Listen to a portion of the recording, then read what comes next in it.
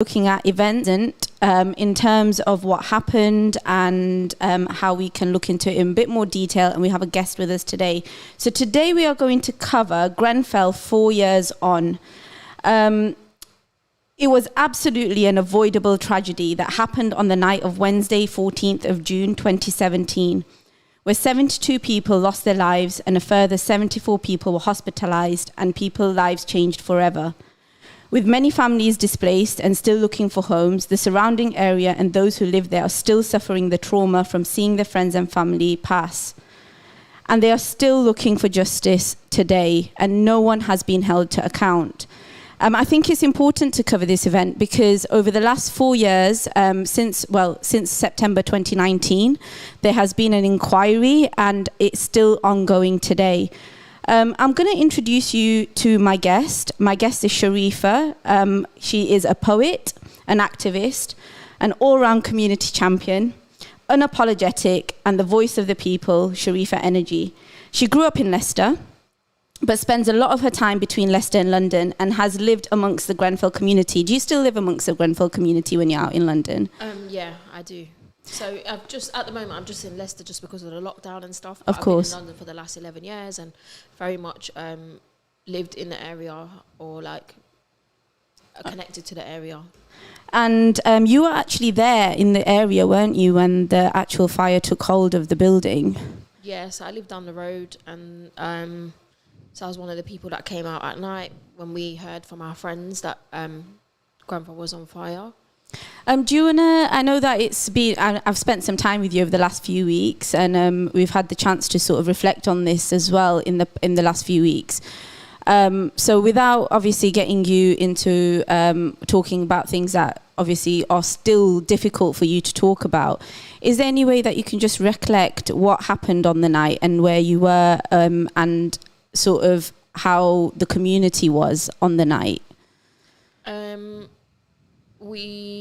I came out about 1:30, 2ish. It was like a hot night, a Tuesday night, and just a few of my friends we were all in the same group called a Rapid Response. So we were in a WhatsApp group for if young people in the community, if something's happened to them, then for there to be a call and response from the community to respond to it. We just started receiving messages from some of the people that were involved in there. So a few of us that were part of it, we just kind of connected. We went down Latimer, just literally trying to be helpful, that kind of a thing. And, realising that we weren't going to be able to get close to the tower, seeing the speed of the cladding, the cladding falling on our heads kind of thing. Right. It just being... realising the seriousness of what was going on. Like me, I just managed to get into an area that was kind of cornered off, and where the ambulances were and stuff, where people were being brought out. That lived there, people who survived and stuff. So I was just trying to be helpful over there, either with whatever I could do before people were taken into the Pig and Whistle, which was the pub on the corner, while they were waiting for ambulances. So in terms of on Wednesday, I guess from our perspective here in Leicester at the time, we were waking up for suhoor because it was Ramadan at the time.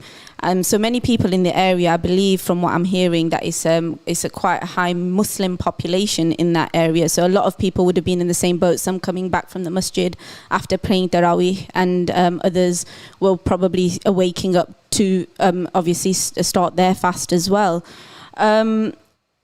I just remember sitting and watching the news in absolute shock because we turned on the TV. Some of us already knew what was happening. I remember saying to my parents, do you know what's happened, as they woke up. During the recent inquiry, they sort of highlighted how quick the building took fire, the fire took hold of the building. In terms of the response from the community and in terms of the council, what was their response when on the ground? Were they there? Were they available? The council weren't anywhere to be seen. RBKC, KCTMO, which is the Kensington and Chelsea Tenants Management Organisation, they all have bloody hands in this. They are all responsible. So they went into hiding. It was the community that had to respond directly to it. So there is a documentary a couple of my friends have made called Failed by the State. It's like about after Grenfell and Failed by the State, and how the community, we had to rely on each other. They just kind of locked their doors. People went down outside the town hall. They were just really slow with everything. They did start to try to come out, because obviously everyone knew, like Robert Black, Nick Paget Brown. There's so many people that are involved from the RBKC and KCTMO that everyone was really angry at, because they'd ignored the pleas of the Grenfell Action Group, which includes like Ed Dafan, some of the people that actually passed away in the tower. They were a part of the group. This was all pre-warned. So Grenfell Action did say, don't say we never told you.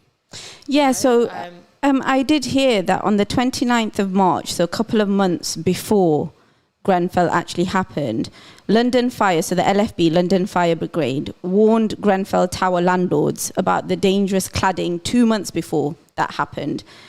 But the council had taken no action other than to forward the letter to its tenants management organisation, which is the one that you mentioned, KCTMO, just saying for your information. So it wasn't something that happened and nobody had foreseen. Essentially, people of the community had raised this with the landlords, essentially.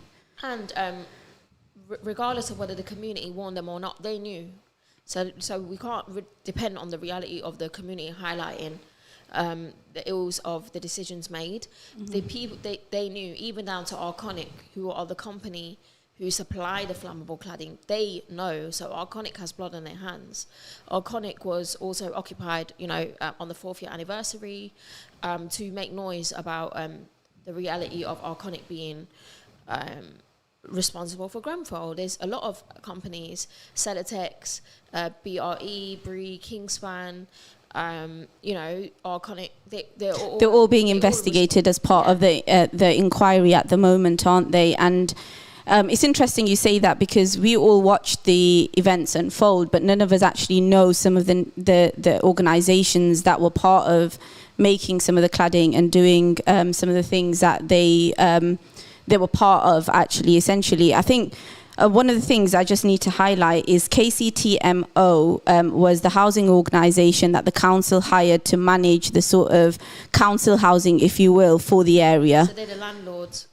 So they essentially manage it. But they did come under the council. They heavily looked after a lot of the properties for the council. Since I've heard that they no longer do that, they cancelled the contract. But the same people are essentially now working for the council anyway. You've got... there's a woman, I can't even remember her name off the top of my head, but she's still employed by RBKC, so there was like a lot of noise about her. Like, how can you have, how can you just not have, why should they, how are RBKC still employing them? So this is like on the news. This is already widespread known information. It's not like, it's not just that it's under investigation. This is actual still facts. So regardless of the Grenfell inquiry, like BBC and everyone, they are still covering this. Inside housing, it's well covered, not in regards to like how much more. I still believe it could be amplified a lot more, but ITV show all the news updates from the inquiry. I noticed that there is a blog and a sound podcast on the BBC of the inquiry, where they actually put each inquiry up after it's been done, and they've got some commentary of people talking about what's been discussed and a roundup as well. Because I believe phase 1 has been complete, and now we're into phase 2 of the inquiry. So with phase 1, it was mainly about the fire brigade and what role they had to play in it. Danny Cotton, what she had to say in regards to, her saying, making stupid comments, her making really silly comments like, when asked would she have done anything different on the night, she said no, she wouldn't have. So it's that type of a thing, and the fact that the fire brigade, they were sent out underprepared. They weren't given enough, like the length of the ladders weren't enough. Right. There were just so many things that they weren't given, like firefighters weren't set out with the right information. But I think something that's really interesting that's come out of the inquiry this week, and I'm going to reference to my phone just because this is all fresh. And it's mainly at the moment, the KCTMO are being investigated for opting against installing firefighting lifts at Grenfell. Yes, I did read that actually. Yeah, and that in itself, you know, follow inside housing.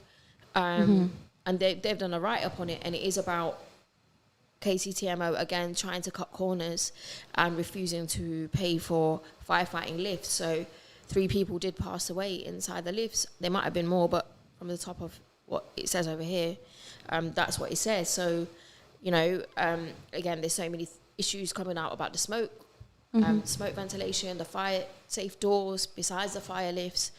Why, from what we know, why was the building cladded in the first place? They tried to make out that, they just tried to say, oh, the building was an eyesore. Right. You know, for like the South Kensington or like the more wealthier, affluent parts of the borough. Because there's a very big divide in Kensington between the north and the south. You can see like the disparities between wealth. Is a lot more working class in the north. So they just tried to say it was an eyesore, and they tried to make a lot of savings. So KCTMO and RBKC, they were just being really stingy about everything. It didn't need refurbishing in that regard. Right now, there's conversations coming out about the pipes as well. So the gas pipe. So the gas wasn't actually able to be switched off on the night. So that, you know, it's about when they did the refurbishment. What does that mean? Like, what did that mean in terms of the piping? What did they look into? What corners did they cut? What did they ignore that they were supposed to relook at? You know, it was an old building. Primarily, so why was there other things being made? Why was it being done over it? So like Phil Murphy is another really good person to follow on Twitter. He's a former firefighter, and he's somebody else that speaks out a lot about it. So the main things that I was he one of the firefighters that attended on the night? Okay, he wasn't, but he's still like, he's got a lot of experience. He has a lot to say. So it's just kind of making sure that people are staying engaged, you know. I'm not asking everyone to every day talk about Grenfell, because I understand that's not in people's capacity, or people have their own things to do. But I would appreciate if everyone, at least once a week, maybe every Friday, Saturday, sit down and just read the Twitter, have a look at the updates. Just keep up to date. Like a really concise video update from the inquiry, and you just keep up to date and share about it. A retweet goes a long way. Of course. I don't like, me personally, someone that knows the community and all the rest of it, I don't like it when people just only mention Grenfell when it comes to that anniversary. I'm like, this is an ongoing thing. This is affecting people, you know, day in, day out. Like the reality of it is that some people that I know that lived in the tower that survived, they actually were put into accommodation where there was flammable cladding as well. Right. So it's like going from trauma to trauma. Trauma, of course. Not being mindful. Even just down to at the beginning, you know, we had to make demands on the RBKC. Like, why are you putting families that have like come out of a burning building, who've gone into a coma and all the rest of it, come out of hospital, and then you're putting them on the 17th floor of the Hilton, and it was like, what are you doing? There was children, they are traumatized every time. They're still suffering PTSD. Yeah, every time they hear a fire engine, they're getting really anxious and scared. No, of course. Distressed. And I'm saying this is just one example of how RBKC were behaving from the beginning to even till now. There's no haste. So not even recognizing the impact on someone like this one person that I know. He actually ended up in a hotel. He ended up in another accommodation that did catch fire, and now he's in a hotel where... Oh, gosh. Not in a hotel, now he's in a home that, like, in a flat that has flammable cladding on it, and it's like, how dare you do that to him? What? Of course. He's not the only person, there's other people as well. So I feel like there's still, to a degree, like, okay, it's not as... The noise isn't as voluminous as it was back then, but at the same time, the aftermath is still continuing. It's not stopped. Yeah, of course. And the people are still going through. Yeah, and it will continue. Like when we say no justice, no peace, we mean that. Yeah, of course. No justice, no peace, because the ongoing issues in terms of the culprits who are and no one being arrested, that is still an issue today. You know, that is still a big, big drama today. And until like people are arrested, none of us are gonna let go. We can't let go. Well, you saw it firsthand, didn't you? And I've walked with you, and there's been times where you've had to pause and collect yourself because you've said to me things have come back, and you were just an observer from outside. So I mean, I recently went to London not long ago, for a weekend as we came out of lockdown, and we stayed in. It wasn't a really high rise, but it was a tower block, and it was interesting because I was just saying to my family that it's so close knit. So if anything was to happen in this building, it would affect all the little flats and everything underneath us greatly, because it's so tightly squashed together in London. Although it's the same country, I think sometimes you imagine what we have in Highfields here in Leicester, but actually it's still quite spread out compared to some of the areas and boroughs in London, and some of the definite, like you say, the less affluent boroughs are really close-knit, aren't they? And you are really shadowed by some of the tower blocks. And I can imagine that it was the same near Grenfell, so everyone near must have been affected. In the finger blocks, they were all evacuated as well, because of course when the water was put on, when they tried to douse the flame. To douse the flames, it ended up causing water damage to people's homes and all the rest of it. And just from the cladding and everything else, people kept finding like loads of cladding around their home. It's distressing. It's not just that. It's visually distressing. It was, like, even I could see it from where I used to live, and you literally cross the road, take a different route, so you don't have to see the tower, especially for the whole year. Of the first year, it wasn't covered, and it was very traumatizing. It's not just about being an observer. You're a witness to. I saw people shouting before they passed away. Like, you can't forget that easily. That's not. I've been in therapy on and off since October 2017. Right. So, and around every anniversary now, that kind of stopped early 2019, but I still have a therapist when I need her. Then, I either go private with her, or services do become available near the anniversary, because it is traumatic. It's very disturbing. Of course. And that for a lot of people that were severely affected, who lost people that they knew, like me, I know a lot of people that survived more than I do people that passed away. But of course, it's still recognizing the level of trauma that there is. No, of course. And it's like this anniversary, I just felt really angry, because I just felt like, just hearing everything, seeing all the faces I've seen for the last 4 years, it's just disturbing that we're still here having to come together. We will continue to come together, but the reality of why we're even there, it's not easy to just put to the back of your head. No, of course. And I think if you've been through, I mean, you can hear the passion in your voice, you can hear how much it matters to you. And actually, it could have been any of us. It could have been here. It could have been...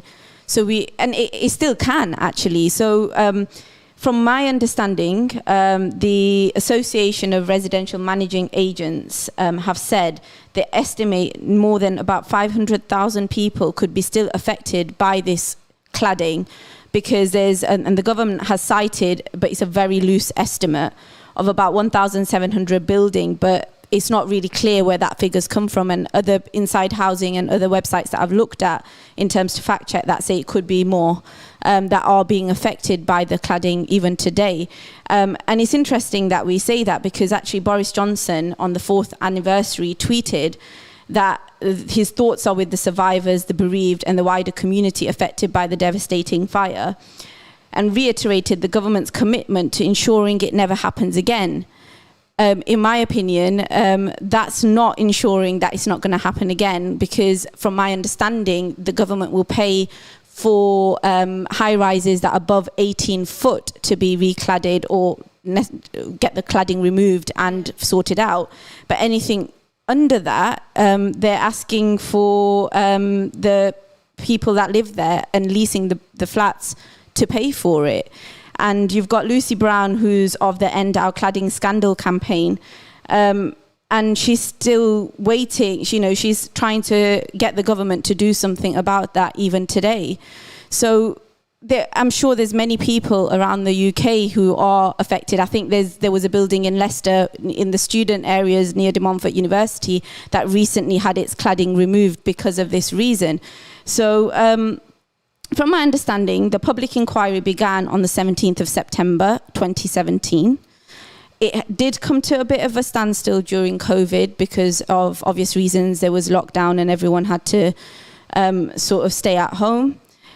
On 30th of October, they published the first findings, which is what you've highlighted, the shortcomings of the council, the landlords essentially, the fire services, who did try their best on the night. I mean, let's not take that away from them, but some of the guidance that they had was not. There wasn't even numbers on the walls, so they besides like the lift issue, because it's not a firefighter's lift, the walls were not numbered properly, so when people did go to look for specific people, they weren't numbered.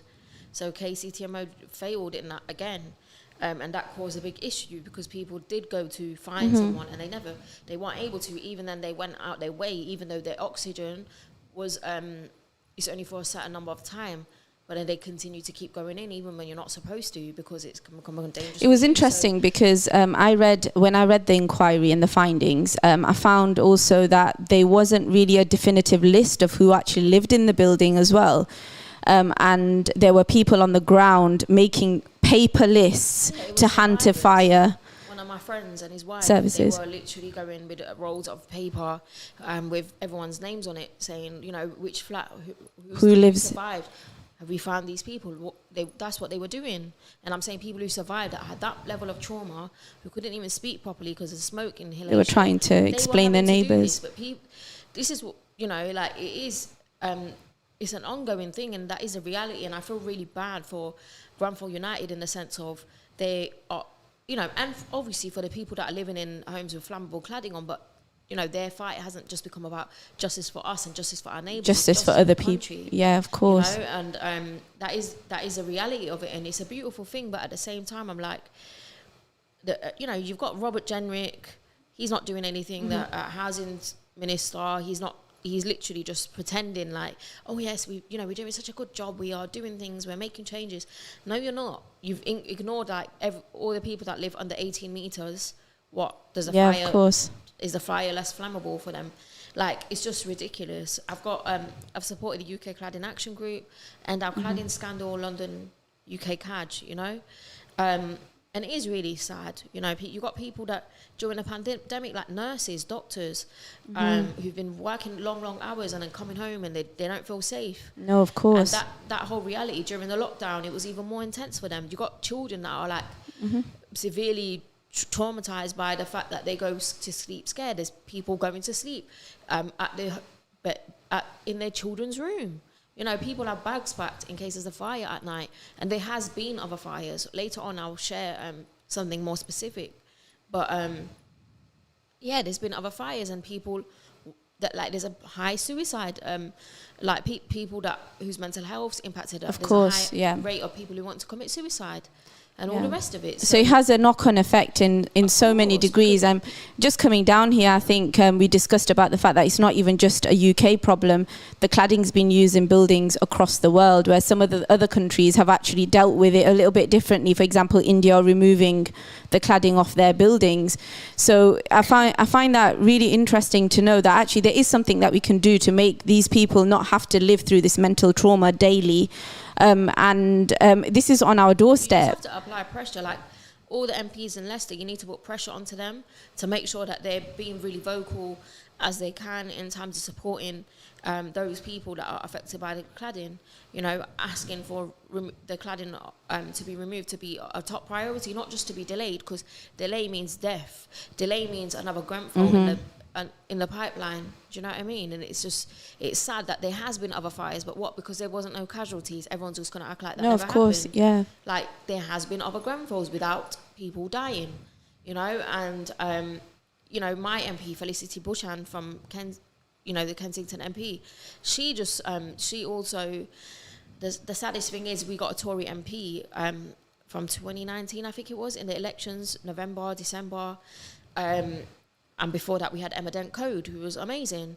And she's also been, you know, not voting to remove she's not been voting. She's been voting against the fire safety bill, trying to make out that it's about, oh yeah, this is going to be a quicker procedure. No, you're voting against the people. You're not even, she has no solidarity with the community. It's really disturbing, to be honest, because considering we're such a traumatized and tight-knit community, with her, it's literally the reality of, she's a Tory. She's from she's never ever come to one of our silent walks before the lockdown. You know, every single month after the fire, every month we'd do a silent walk and walk as a community to remember the people who passed away and to be there in our strength. She's not come to one of them. So just to clarify, obviously, it just feels like, because before that happened, you had a Labour MP, is that correct? And you felt that you had the support. And then since then, you have had a Conservative MP. But we did have Theresa May as our Prime Minister at the time. And I did read not long after it that she expressed her regret that when she came to the site, she didn't actually speak to any of the survivors or those people who lost people in the fire.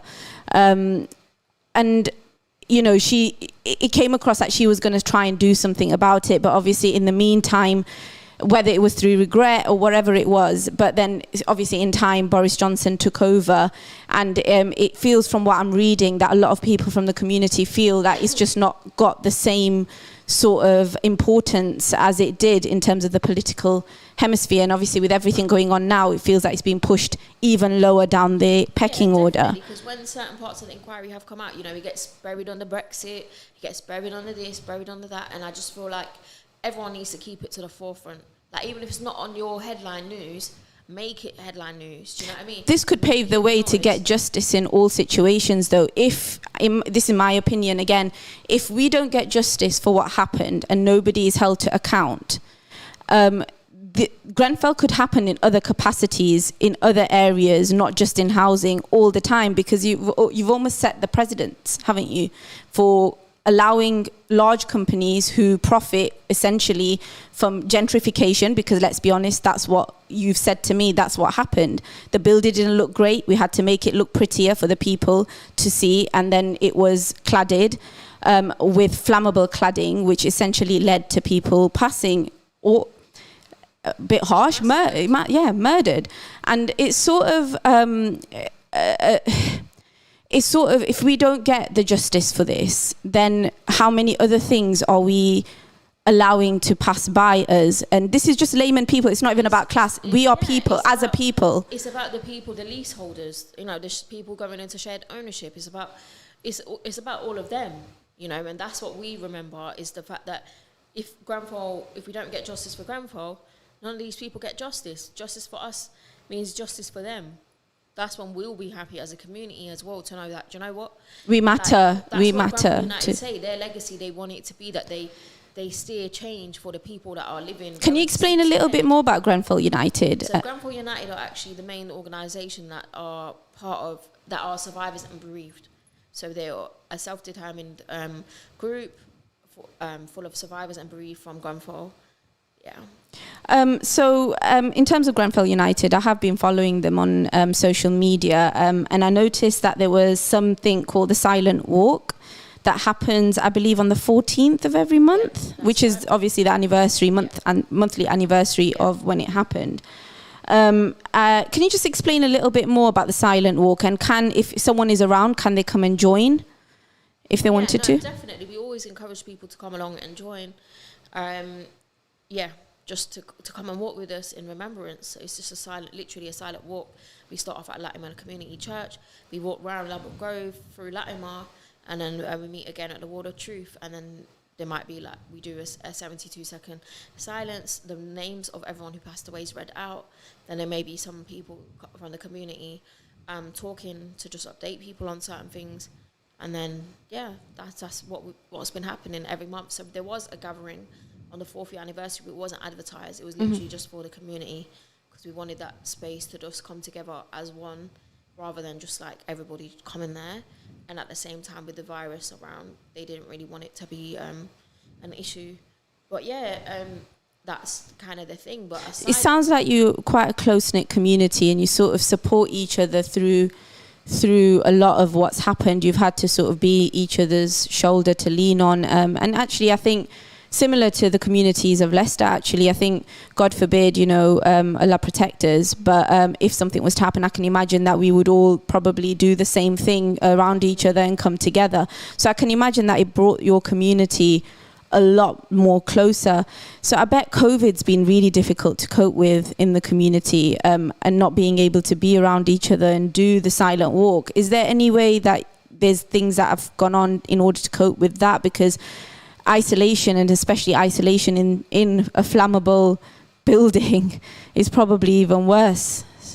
Yeah, so in regards to what the community did in North Kensington, it was just like, they'd have nice things like, you know, there's some really good community centres there, like Solidarity Sports. They work with people from North Kensington as well. There's the Henry Dickens, Latimer Community Art Therapy. You know, they'd even send like little packages to children's homes and like do like online Zoom stuff. They were still engaging. Kids on the Green, same kind of thing really. We were doing online sessions with young people. So there has been a level of engagement, but at the same time, of course, like some people still did their own kind of walk. But aside from that, like I think not seeing everyone for a long time is quite, it's a lot, it's overwhelming, because then when you do see everyone again, you're like, oh my God, I've not seen you in so long, but this is why we're seeing each other. So it is a bit, it's a lot. But yeah, for people that are living in homes that have got flammable cladding, I don't really know. I think that's up to each block in terms of what they've been doing. But you know, there was a march, a protest or something outside Downing Street just the other day about the Endow cladding scandal, you know, because people are making those demands because it's absolutely disgusting. The people are continuing to be ignored. Or Robert Jenrick and them, like I said earlier, they're just trying to pretend that they're doing a good thing, or, you know, we are taking into consideration all of this, or yeah, it's just a lot of noise, and you have to always see beyond the noise. So from what you're saying is, don't accept what they have to say as on Facebook. Yeah, we don't need lip service anymore. Yeah, we need to see action. What the communities impacted have to say, because they will always try and appear like thing. So I don't even think it's a question about, oh, Theresa May was the one before and Boris Johnson. Now, no, even when it comes to Boris Johnson, Theresa May has her own part to play. But Boris Johnson, he was, you know, it's always pointed out the fact that he was the mayor at the time, and he made loads of cuts on fire engines. So what about that? Of course, he was the mayor. Closed down. So did it not have an impact on the night? What, that there was only one in terms of response times as well. One fire station that's really that close, or whatever. Do you know? I don't know in terms of what other stations were closed down in the vicinity as such. But of course, it having cuts wouldn't help. You know, there's not enough investment to even reach a building that was a 24-story building. Do you know what I mean? Like that, they didn't have the apparatus. They were not, you know. Even then, if we can talk about the helicopter on the night, people went higher up because they thought the helicopter was coming to save them. It was the news. Right. People end up passing away on the top floors like that. So it's very sad, but this is the reality of what's actually happened. And, you know, we have to continue to, you know, just be asking about how people even are in the community. The people that are living in ways that are severely traumatized. I know a lot of people that haven't been able to go back to work 4 years on because they are still very traumatized. What are they looking at in phase 2? Do you know? So what is their part of the... Because it seems like a really long investigation into this. There'll be a few phases, but at the moment, I'm not too sure in terms of the exacts, but I know right now you've had RBKC, they've already been scrutinised, KCTMO. At the moment, the KCTMO are still under investigation, but that's what they're looking at, the pipes and all the rest of it, the lifts and everything else. So it's long because they have to really go through each and every section. So we're just going to have to wait. But at the same time, we want to know that through every phase, people are arrested. You don't want it to just and held to account. Hearing all these horrible things that they've said, or even when Nick Paget-Brown from RBKC, when he turned around to try and blame the residents, to turn around and say, oh, well, they didn't really want sprinklers fitted or something, like trying to blame them, which is disgusting. Why is he not arrested? Why is he still walking around? Why are these people still walking around? Are we waiting till they just start dying themselves because they're old?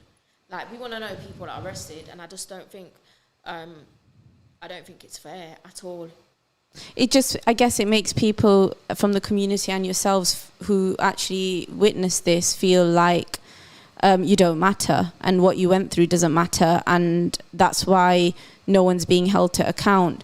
But it sounds to me like this could actually take even more longer, obviously with COVID delaying it by even probably about just over a year now. Yeah, it's not so much that it was delayed.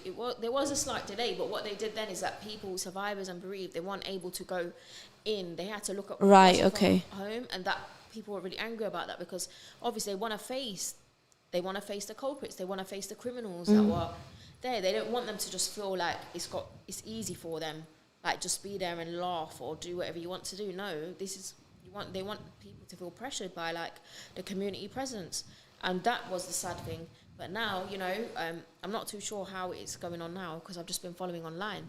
But, you know, there have been protests going on outside when people like Paget Brown or Robert Black, and then when they all brought to the inquiry. We've got about 3 minutes before we go to a break. I hear that you've got a poem that you've written, we'll hear that after we've had the break. But is there anything that people can do to help the people of Grenfell from here? Is there something that we can do, or have you got anything? At the moment, the office was closed and stuff, so I think even if people want to donate to the Grenfell Foundation, which is like connected to the Grenfell United, you know, they can probably do that kind of thing, or just stay in touch. Even come talk to me, and we can have that kind of conversation. But the main thing is just keep spreading the message. It's raise awareness. Yeah, raise awareness, and if there is, you know, any donations that are given or support for the community, like, you know, the people still do fundraisers here and there to support the community, because there are a lot of things that people still need support with. So I think it's that kind of a thing. But again, like, support UK Cladding Action Group, support the End Down Cladding Scandal, support.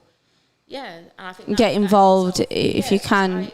The poem that I'm going to read after is I did do that in a collaboration with them, on the basis of people being able to donate towards their campaign for safer housing. I mean, there has been more high-profile campaigns. For example, the royal family. So Meghan Markle, when she joined the royal family, she came over and gave the women of the community a voice, who started their kitchen and shared the recipes and almost became a family through tragedy. So there's been little peaks and troughs of sort of the limelight being given to, which is why we're talking about it today, because it's in retrospect. We need to remember what happened, continue to look for justice, and support the community and yourself, who are talking about this and making noise about this week in, week out, because for you wake up to it.